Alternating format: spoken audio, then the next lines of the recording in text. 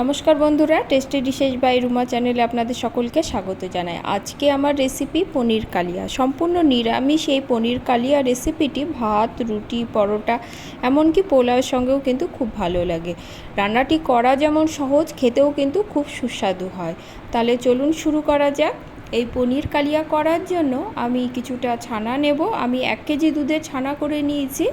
এবার এর মধ্যে দিয়ে দিব স্বাদ অনুসারে নুন, হলুদ, অল্প পরিমাণে গরম মশলার গুঁড়ো এবং ঝাল লঙ্কার গুঁড়ো, অল্প চিনি দেব। এছাড়া দেব হাফ চামচের মতো ময়দা। সব উপকরণ দিয়ে কিন্তু ছানাটাকে বেশ মসৃণ করে মাখতে হবে। এই কাজটি কিন্তু একটু সময় নিয়ে করতে হবে।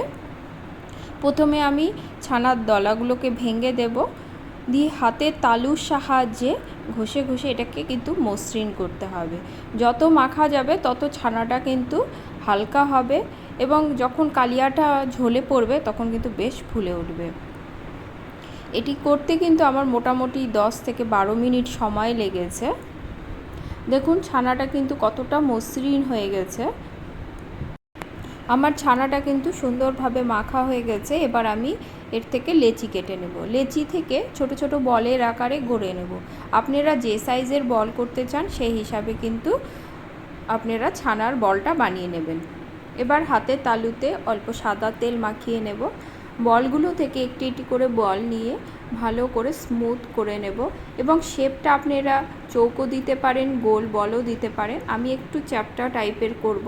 এভাবে আমি সবগুলো বল গড়ে নিয়েছি। এবার কড়াতে দিয়ে দিব সাদা তেল। রান্নাটি কিন্তু আমি আজকে সাদা তেলেই করব।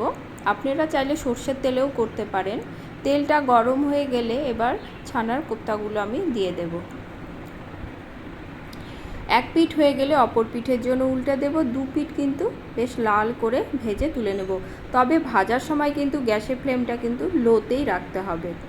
বাকি কোপ্তাগুলো ভেজে নেব। কোপ্তাগুলো খুব নরম থাকার জন্য আমি কিন্তু একবারে ভাজিনি, 2-3 বারে কিন্তু কোপ্তাগুলো ভেজে নেব। এবার একটা মশলা করে নেব। এর জন্য বাটিতে দিয়ে দেব হাফ চামচের মতো জিরে গুঁড়ো, হাফ চামচ ধনে গুঁড়ো, আর দেব কাশ্মীরি লঙ্কা গুঁড়ো এবং হলুদ। অল্প জল দেব, দিয়ে মিশ্রণটা ভালো করে গুলিয়ে রেখে দেব। আর মিক্সির বাটিতে দিয়ে দেব 1 চামচের মতো চারমগজ, 3 থেকে 4 টুকরো আদা, 4 থেকে 5টা কাঁচা লঙ্কা, একটি বড় মাপের টমেটো, কিছুটা কাঠবাদাম, আমন্ড এবং কিশমিশ আমি ভিজিয়ে রেখেছিলাম সেটাও দিয়ে দেব। আপনারা বাদাম আমন্ডের পরিবর্তে কাজুও ব্যবহার করতে পারেন। সব উপকরণ দিয়ে একটা স্মুথ পেস্ট করে নেব।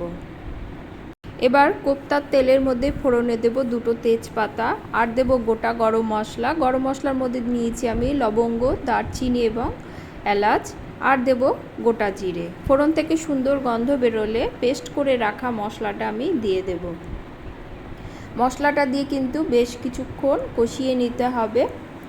মশলাটাতে যেহেতু বাদাম রয়েছে তাই কিন্তু নিচে লেগে ধরতে পারে, তাই মশলাটা কষাবার সময় অবশ্যই অল্প অল্প করে জল দিয়ে কিন্তু মশলাটা কষাতে হবে।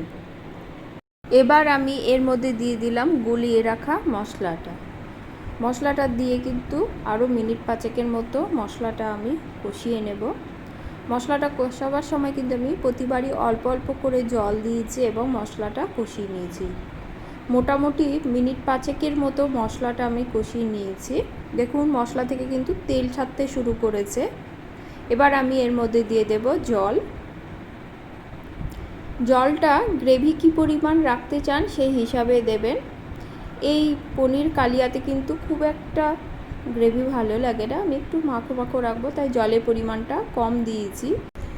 ভালো করে মিশিয়ে নিয়ে ঝোলটা বয়েল আসতে দেব। ঝোলটা আমার বয়েল চলে এসেছে। এবার আমি এর মধ্যে দিয়ে দেব স্বাদ অনুসারে নুন, আর দেব চিনি। রান্নাটা যেহেতু একটু মিষ্টি হয় তাই এই রান্নাটাতে কিন্তু চিনিটা অবশ্যই ব্যবহার করবেন। এবার আমি এর মধ্যে দিয়ে দেব পনিরের কোপ্তাগুলো দিয়ে ভালো করে মিশিয়ে নেব। রান্নাটা হতে কিন্তু বেশি সময় লাগে না, 10 মিনিটের মধ্যে কিন্তু আপনাদের এই গ্রেভিটা তৈরি হয়ে যাবে। এবার ঢাকা দিয়ে 5 থেকে 7 মিনিটের মতো রেখে দেব। ঢাকা খুলে দেখে নেব। দেখুন গ্রেভিটা কিন্তু আমার বেশ ঘন হয়ে এসেছে এবং কোপ্তাগুলোও কিন্তু বেশ ফুলে উঠেছে। কতটা সুন্দর হয়েছে, কালারটাও কতটা সুন্দর এসেছে। ফ্লেমটা একদম লোতে করে দিয়ে আরও 1 মিনিটের মতো রান্না করে নেব। আজকে আমার রেসিপিটি আপনাদের কেমন লেগেছে কমেন্টে কিন্তু অবশ্যই জানাবেন, এবং ভিডিওটি ভালো লাগলে লাইক কমেন্ট করবেন এবং সাবস্ক্রাইব করে পাশে থাকবেন। রান্নাটি কিন্তু আমার হয়ে গেছে, এবার পরিবেশনের পালা। কোনো ঝামেলা ছাড়াই কিন্তু বাড়িতে এত সুন্দর নিরামিষ রেসিপি অনায়াসে আপনারা বানিয়ে নিতে পারবেন। আজ তাহলে এ পর্যন্তই। সকলে খুব ভালো থাকবেন। ধন্যবাদ।